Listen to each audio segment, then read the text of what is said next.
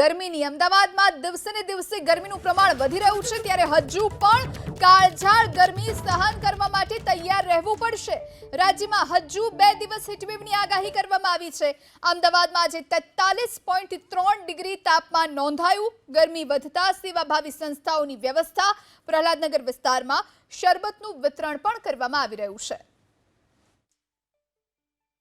અમદાવાદ સહિત રાજ્યભરમાં ગરમીનું પ્રમાણ વધી રહ્યું છે।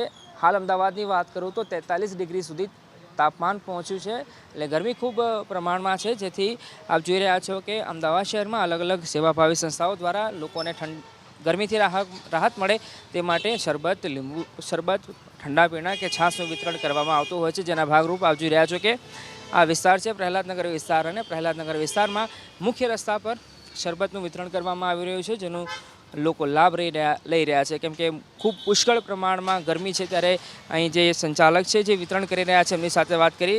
અચ્છા, એ કહો કે આ ગરમીનું પ્રમાણ પણ વધ્યું છે, દરરોજે કરો છો કે આજે જ આ કર્યું છે, કેવી રીતે આપણી વ્યવસ્થા લોકોને ગરમીથી રાહત મળે એના માટે?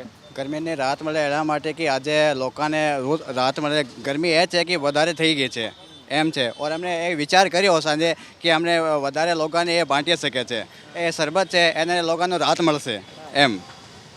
આપ જોઈ રહ્યા છો કે અમદાવાદ શહેરનો પ્રહલાદનગર વિસ્તાર છે, મુખ્ય રસ્તો છે કે જ્યાં લોકો અહીંથી અવર જવર કરતા હોય છે।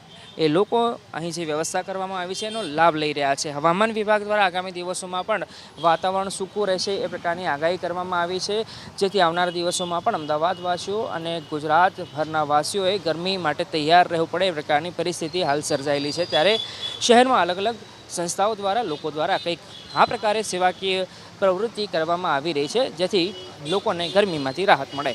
કેમેરા પર્સન પ્રદીપ સિંહ સાથે અર્પિત દરજી, VP અસ્મિતા, અમદાવાદ।